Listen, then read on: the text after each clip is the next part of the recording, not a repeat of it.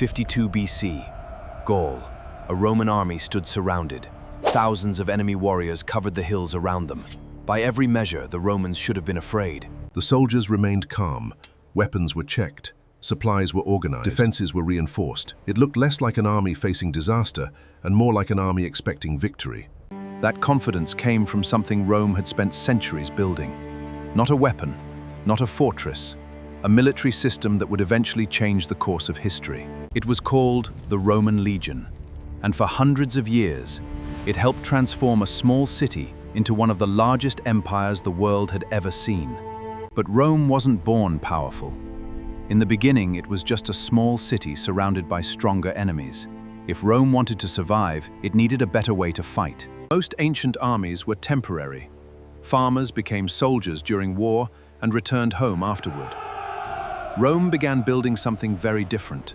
Instead of relying on part-time fighters, keep the ranks tight! Rome slowly created disciplined military units that trained regularly and followed strict standards. This new system became known as the Legion. Thousands of soldiers trained to fight, march, and operate as a single unit. And that was the Legion's greatest strength. It wasn't built around individual heroes.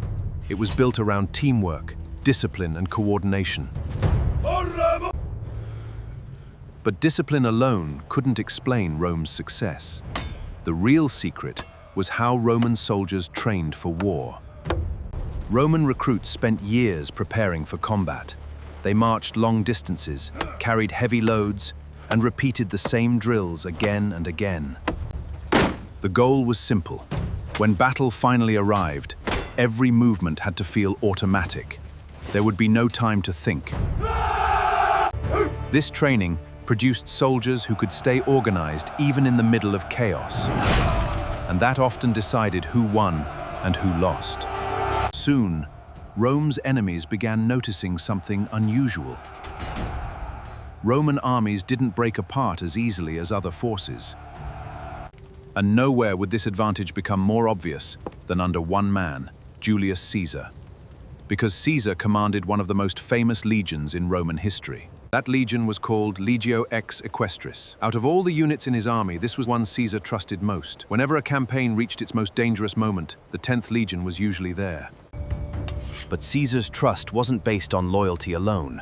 The 10th Legion had earned its reputation through years of training, discipline, and success on the battlefield. Their greatest test came during the Gallic Wars. Across modern-day France and Belgium, Rome faced powerful tribes determined to stop Caesar's advance. The Gauls were fierce warriors. They knew the land, fought for their homes, and often outnumbered the Romans. Defeating them would not be easy. Yet battle after battle, the Romans kept winning. Not because they had more soldiers, but because their legions could remain organized when everything around them fell into chaos. For Caesar, the 10th Legion became proof that the Roman system worked. Training and discipline could defeat larger armies. And as victories continued, the reputation of Legio X began to spread. Across Gaul, enemy tribes learned to recognize its standards. But this raises an important question. If Roman legions were so effective, was Legio X unique, or were other Roman legions capable of the same success? The answer would come years later, in a province far from Gaul. A place where Rome would face one of the greatest crises in its history. There, a rebellion would push Roman rule to the brink of collapse, and another legendary legion would be forced to prove what Roman discipline was truly worth. By 60 AD, Roman Britain looked secure. Roads connected major settlements, forts guarded the frontier. But beneath the surface, anger was growing. That anger exploded after the treatment of a local ruler's family. Tribes that had once accepted Roman rule now united against it. That anger exploded after the treatment of a local ruler's family. Tribes that had once accepted Roman rule now united against it. As the rebellion spread, Roman settlements began to fall. Entire communities were destroyed, and panic swept across the province.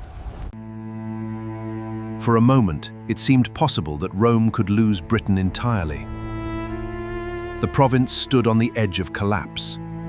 Rome now faced a familiar problem. The enemy had greater numbers. The situation looked desperate. But Rome still had something its opponents did not.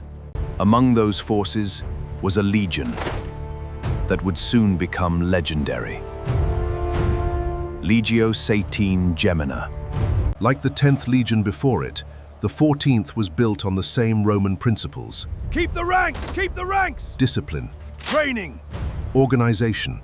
When the decisive battle finally arrived, the Romans were heavily outnumbered. Yet their formations remained intact while their opponents crowded together in massive numbers. The result shocked the province. Despite overwhelming odds, Rome won. Once again, a Roman legion had proven that organization could defeat numbers. For centuries, Roman legions built a reputation for reliability. They marched across continents, but one legion would become famous for a very different reason. Its name was Legio IX Hispana, one of Rome's oldest and most respected legions, a unit that had served the empire for generations. The Ninth Legion fought in major campaigns and helped expand Roman influence across the empire. For years, it appeared to be just another successful Roman legion. Then something unusual happened. The historical record begins to grow silent. References to the Ninth Legion become increasingly difficult to find. As historians searched for answers, a question emerged. What happened to Legio IX Hispana? One popular theory claimed that the legion was destroyed in northern Britain during a major conflict beyond Rome's frontier. The theory became famous because it seemed to explain the legion's disappearance, a powerful Roman unit lost in a distant and hostile land. But evidence discovered later created new doubts. Archaeologists found signs that elements of the legion may have existed after the period when it was supposedly destroyed. This opened the door to new possibilities. Perhaps the legion had been transferred elsewhere. Perhaps it was reorganized. Or perhaps its fate was simply lost to history. More than 19 centuries later, no definitive answer has been found. The disappearance of Legio Hispana remains one of Rome's greatest military mysteries. By now, a pattern should be clear. Different legions, different enemies, different battlefields. Yet the result was often the same. Rome kept winning. So what was the secret? The answer wasn't hidden in a single legion. It was hidden in the system that connected every legion across the empire. Wherever Roman soldiers went, they carried the same equipment, followed the same commands, Done! and trained under the same standards. That standardization created something rare in the ancient world, a military force that could operate efficiently almost anywhere. But armies do not survive on discipline alone. They need food, equipment, and supplies. And Rome became a master of logistics. Every campaign depended on planning. Before a battle could be fought, supplies had to arrive exactly where they were needed. This allowed Roman armies to stay in the field longer than many of their enemies. While others struggled to survive, Roman legions remained operational. The Romans were also engineers. They built roads, bridges, and fortifications wherever their armies traveled. These projects moved armies faster, protected supply lines, and strengthened Rome's control over conquered territory.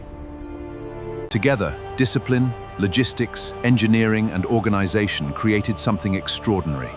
A military machine unlike anything the ancient world had seen before. Let's go back to where this story began. A Roman army surrounded in Gaul, outnumbered, far from home, facing an enemy that seemed to hold every advantage. And yet Rome kept winning these battles, not because its soldiers were fearless, not because its enemies were weak, but because the legion turned thousands of individuals into a single fighting force. For centuries, that system allowed Rome to expand across Europe, North Africa, and the Middle East. Few military organizations in history have matched its success. Legions like the 10th and the 14th became legends. Even the mystery of the 9th continues to fascinate historians today. Together, they tell the story of Rome's greatest strength. Rome did not conquer the ancient world because it had the most soldiers. Rome conquered the ancient world because it built the most effective military machine of its age, stood the Roman legion.